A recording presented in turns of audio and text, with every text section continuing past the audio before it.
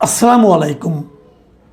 প্রিয় দর্শক, ডক্টর ইউনূস তার ক্ষমতা থেকে নামার কদিন আগে ওনার নিজের জন্য ভিআইপি মর্যাদার একটা আদেশ বের করে নিয়ে গিয়েছিলেন। মানে এভাবে বের করেছিলেন যে উনি ক্ষমতা থেকে চলে যাওয়ার পরও 1 বছর উনি ভিভিআইপি মর্যাদা পাবেন এবং ওনাকে নিরাপত্তা দেওয়ার জন্য এসএসএফ ওনার সঙ্গে সার্বক্ষণিকভাবে থাকবে এবং রাষ্ট্রের যে কোনো জায়গায় উনি যখন যাবেন তখন সেই অতি গুরুত্বপূর্ণ ব্যক্তি হিসাবে বিবেচিত হবেন এবং সেভাবে উনি নিরাপত্তা পাবেন। এই ধরনের একটা আদেশ উনি করে নিয়েছিলেন। দেখুন, এই সংক্রান্ত একটা নিয়ম আগেও ছিল মানে কি, এর আগে যখন তত্ত্বাবধায়ক সরকারের ব্যবস্থা হয়েছিল তখন এই ধরনের একটা আদেশ করা হয়েছিল এ কারণে যে অন্তর্বর্তীকালীন সরকার যখন চলে যাওয়ার পর সে অন্তর্বর্তীকালীন সরকারে যিনি প্রধান থাকবেন অথবা সংসদের যিনি বিরোধী দলের নেতা থাকবেন সদ্য সাবেক এবং যিনি প্রধানমন্ত্রী থাকবেন সাবেক এবং যিনি রাষ্ট্রপতি থাকবেন, এই সমস্ত লোকগুলির জন্য একটা ভিআইপি মর্যাদা ছিল। সেটা মাত্র 3 মাসের জন্য ছিল। এবারে সে ইউনূস সাহেব যে কাজটা করেছেন উনি কিন্তু কোনো পদের জন্য করেননি, কারণ অন্তর্বর্তীকালীন সরকার তো এইবারই প্রথম। এই নামের অন্তর্বর্তীকালীন সরকার, এই নামের কোনো সরকার কিন্তু আইনগতভাবে বৈধ না, তবে উনি করে নিয়েছিলেন এবং উনি এটা করেছেন ওনার ব্যক্তি হিসাবে যে ডক্টর মোহাম্মদ ইউনূসকে 1 বছর ভিআইপি মর্যাদা দিতে হবে, মানে নিজের জন্য উনি এটা করেছিলেন। আজকে যেটা হলো যে নতুন সরকার এসে আমি এটা যেটা বিভিন্ন পত্রপত্রিকায় পড়লাম, বিভিন্ন সোর্স থেকে তারা বলেছে যে ডক্টর ইউনূসের সেই যে ভিআইপি মর্যাদা, সেই মর্যাদা 1 বছর থেকে কমিয়ে 6 মাস করা হয়েছে। তো 6 মাস করার মানে হলো যে এই বছরের অগাস্টের 10 তারিখের পর উনি আর ভিআইপি মর্যাদা পাবেন না। উনি যখন আমার আপনার মতো একজন সাধারণ নাগরিক হিসেবে চলাচল করবেন, ওনাকে প্রহরা দেওয়ার জন্য আর এসএসএফ থাকবে না।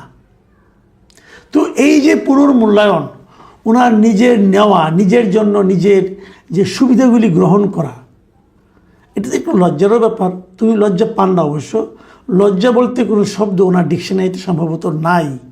যে কারণে উনি নিজের জন্য নিয়েছেন, আপনি পারবেন ভাই নিজের জন্য চেয়ে কেউ কখনো নেয়? অথবা যদি আইন করার ক্ষমতা আপনার হাতে থাকে, আপনি কি আপনার নিজের জন্য নিজের সুবিধার জন্য আইন করবেন?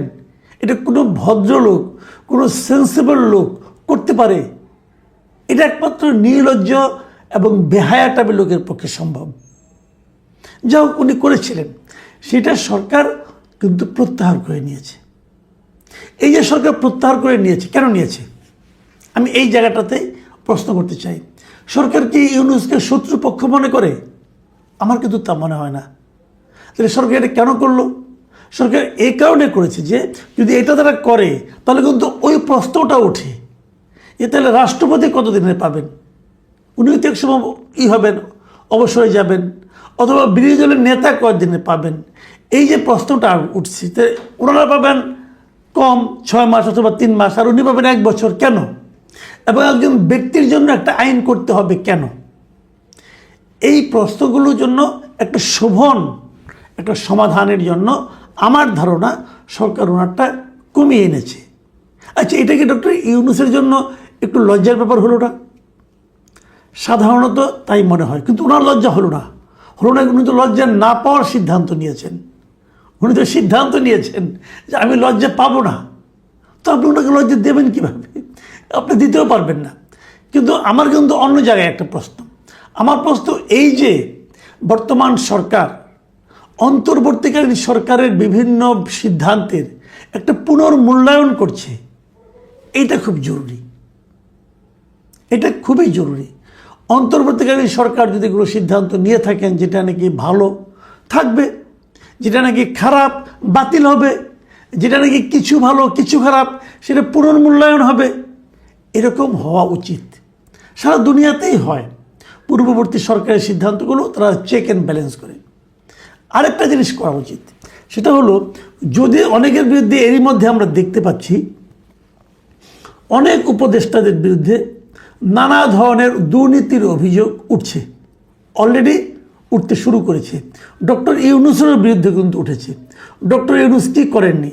ডক্টর ইউনূস নিজের নামের যতগুলি মামলা ছিল, নিজের এবং তার প্রতিষ্ঠানের নামে যত মামলা ছিল, উনি প্রধান উপদেষ্টা হওয়ার সঙ্গে সঙ্গে সবগুলি মামলা প্রত্যাহার করে নিয়েছেন নির্বাহী আদেশে। কিন্তু তো মামলা যদি হয়ে থাকে প্রত্যাহার কেন হবে? মামলা চলবে। হ্যাঁ, মানলাম যে শেখ হাসিনা তার বিরুদ্ধে মামলাগুলো যদি অন্যায়ভাবে দিয়ে থাকে, সেটা আদালতই বলুক যে এই মামলাটা অন্যায়ভাবে দেওয়া হয়েছে, আপনি প্রত্যাহার করে নিলেন কেন? তার মানে আপনার মনে দুর্বলতা আছে।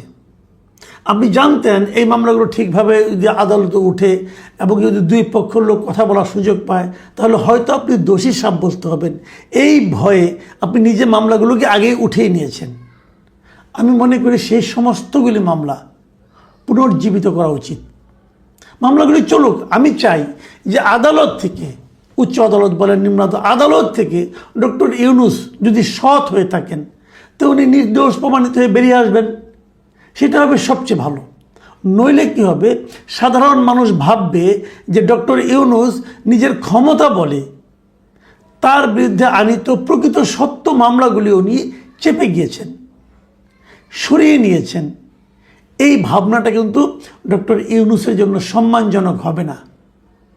কাজে আমি মনে করি ডক্টর ইউনূসকে যদি প্রকৃতপক্ষেই এই সরকার সম্মান দিতে চায়, তাহলে এই প্রত্যেকটা মামলা আবার পুনর্জীবিত করা দরকার। পুনর্জীবিত করে যেখান থেকে উনি প্রত্যাহার করেছিলেন সেখান থেকে মামলাগুলো বাকি সময়টুকু চলা উচিত।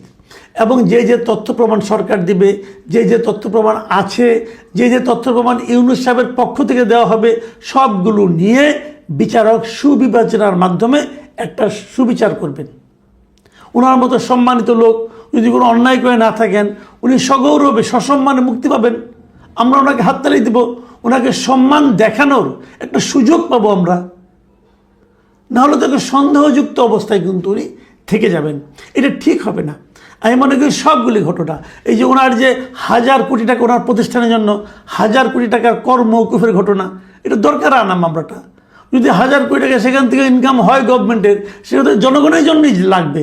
আর উনি তো জনগণের জন্যই কাজ করেন, সমস্যাটা কোথায়? কাজে আমি মনে করি এই মামলাগুলো পুনর্জীবিত করা দরকার। ডক্টর ইউনূসের ব্যাপারে আরও কিছু অভিযোগ আমার আছে, আমি একটু পরে বলছি। তার আগে বলি যে আমাদের কেবল ডক্টর ইউনূস না, আরও অন্যান্য যারা আছেন, আপনার যারা উপদেষ্টা আছেন, তাদেরও অনেকের বিরুদ্ধে কিন্তু এরই মধ্যে অভিযোগ আমরা দেখতে পাচ্ছি। দুদকে অনেক অভিযোগ এসেছে। যেমন ডক্টর আসিফ নজরুলের বিরুদ্ধে, ওনার বিরুদ্ধে প্রায় দুর্নীতির অভিযোগ উঠেছে, প্রায় 100 কোটি টাকার দুর্নীতির অভিযোগ দুদকে কিন্তু এসেছে। সত্য মিথ্যা আমি বলতে পারবো না, আমার বলার দরকারও নেই। আমি জানতে চাচ্ছি যে এই মামলাগুলো, এই অভিযোগগুলো দ্রুত খতিয়ে দেখা হোক। যদি উনি নির্দোষ হয়ে থাকেন তো খুব ভালো, ওনাকে মুক্তি দিয়ে দেন। ওনাকে বলেন ওনার বিরুদ্ধে আর কোনো অভিযোগ তোলো, তো এই অভিযোগগুলো আর তোলা যাবে না। অন্য অভিযোগ থাকলে উঠবে, উনি নির্দোষ প্রমাণিত হবেন, উনি বুক ফুলিয়ে সমাজে হাঁটবেন। এখন যেরকম চোরের মতো লুকিয়ে থাকেন, ওরকম তো থাকতে হবে না। একই কথা আসিফ মাহমুদ সজীব ভুঁইয়ার বিরুদ্ধেও, ওনার ব্যাপারেও দেখলাম একজন লোক আগে এক সময় মুনতাসির মাহমুদ না কি যেন নাম, এক সময় ওনার সঙ্গে ছিলেন, ওনাদের সঙ্গে এখন আলাদা হয়ে গেছেন। উনি দেখলাম ফেসবুকে বলছেন যে মুনতাসির আসিফ মাহমুদ যদি মেয়র ইলেকশন করে তাহলে উনি নাকি তার সব ফাঁস করে দেবেন। তো ওনার কাছে নিশ্চয়ই তথ্য আছে, তো সেগুলিও ওনাকে ডেকে জিজ্ঞাসা করা হোক, ভাই কী কী তথ্য আপনার কাছে আছে, ওগুলো আমাদেরকে দেন। কারণ আমরা চাই যে প্রত্যেকটা উপদেষ্টা তাদের কর্মকাণ্ডের কী তারা করেছে, ভালো কি মন্দ, সেগুলো নিয়ে আলোচনা হোক, সেগুলো নিয়ে বিচার বিশ্লেষণ হোক। যে সমস্ত অভিযোগ তাদের বিরুদ্ধে উঠেছে সেগুলো একটা সুরাহা হোক। যেমন এই যে সংস্কৃত বুঝেছিলেন মোস্তফা সরোয়ার ফারুকী, উনি আর যে সমস্ত কাহিনী শুনলাম এর মাঝখানে, আপনার জুলাই জাদুঘর নিয়ে যা শুরু করছেন উনি নাকি ভুয়া সীমানা প্রাচীর দেখিয়ে নাকি 64 লাখ টাকা বিল নিয়ে নিয়েছেন।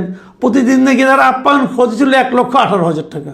ভাবুন একবার, আমাদের বর্তমান প্রধানমন্ত্রী নিজে তার এখানে ওনার অফিসে যারা আছেন সবার জন্য আপ্যায়ন খরচ হলো সারা দিনে দুপুরে এবং বিকেলের নাস্তা, সব দুপুরে খাওয়া এবং বিকেলের নাস্তা। এই জন্য ওনার বাজেট হলো মাত্র 150 টাকা। আর সেখানে একজন সংস্কৃতি বিষয়ক উপদেষ্টা ফারুকী সাহেব এবং তার অতিথিদের আপ্যায়ন খরচ ছিল দৈনিক 1,18,000 টাকা। ভাবা যায়। আমি মনে করি এগুলো খতিয়ে দেখা উচিত। এই অভিযোগগুলো যদি মিথ্যা হয় তাহলে উনি সম্মানিত হবেন, যদি মিথ্যা না হয় তাহলে জনগণের অর্থ অপচয়কারীর শাস্তি হবে। দুটোর একটাই তো হওয়া উচিত। সন্দেহ নিয়ে আমরা থাকতে চাই না, আমরা সকলের সন্দেহের অবসান চাই। উনি চোর নাকি উনি সাধু, এই অবসানটাও চাই। আমরা সিদ্ধান্তে আসতে চাই যে এই লোকগুলো এক একটা বড় বড় চোর ছিল, দাগি চোর ছিল, সিধেল চোর ছিল, এটা জানতে চাই। অথবা তারা এক একজন মসজিদের ইমাম ছিল, মসজিদের মুয়াজ্জিন ছিল, খতিব ছিল কিনা সেটাও জানতে চাই, জানা দরকার। আরেকটা কথা আমি আগে একবার বলেছিলাম যে একজন সাবেক সচিব যিনি বেগম খালেদা জিয়ার সঙ্গে চাকরি করতেন, ওনার সহকারী ছিলেন, এই যে ABM আব্দুস সাত্তার, উনি কিন্তু বলেছিলেন যে ওনার কাছে 8 জন উপদেষ্টার দুর্নীতির তথ্য প্রমাণ আছে, গোয়েন্দা রিপোর্ট আছে। তো উনি তো এখন প্রধানমন্ত্রীর সঙ্গে আছেন, সচিব হিসেবে আছেন, খুব গুরুত্বপূর্ণ জায়গায় আছেন। তো উনি ওই 8 জন সচিবের ওই দুর্নীতির অভিযোগগুলো বের করেন না কেন? নাকি ওইগুলো হাওয়ার উপরে মেরেছিলেন? যদি হাওয়ার উপরে বেড়ে থাকেন তাহলে ওনার মতো লোককে এত গুরুদায়িত্ব দেওয়া ঠিক হয় নাই। আমি প্রধানমন্ত্রীকে বলছি, আপনার উচিত হয় নাই এরকম একজন লোককে যে নাকি হাওয়ার উপরে কথা বলেন তাকে দায়িত্ব দেওয়া। আর যদি ওনার তথ্যগুলো সঠিক হয়ে থাকে, উনি চেপে রাখার অপরাধী। কতগুলি চোর যারা দেশের অর্থ চুরি করেছে সেই তথ্য তার কাছে আছে, কিন্তু উনি চেপে রাখছেন। এটা অন্যায়। অন্যায় যে করে সেও অপরাধী, অন্যায় যে সয় সেও অপরাধী। উনি কোন অপরাধে আমি জানি না, কিন্তু এটা সুরাহা হওয়া উচিত। যদি উনিগুলো প্রকাশ করেন, বিচার হয়, তাহলে ওনাকে সাধুবাদ দিব। আর যদি বিচার না হয়, প্রধানমন্ত্রীকে অনুরোধ করব এই ধরনের সন্দেহযুক্ত লোককে আপনার সামনে রাখেন না, আপনার সঙ্গে রাখেন না।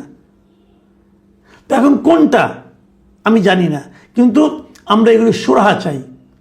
আমরা জানতে চাই যে আসলে কে অপরাধী ছিল, কে দুষ্ট ছিল, কে দেশের ভালো চেয়েছিল।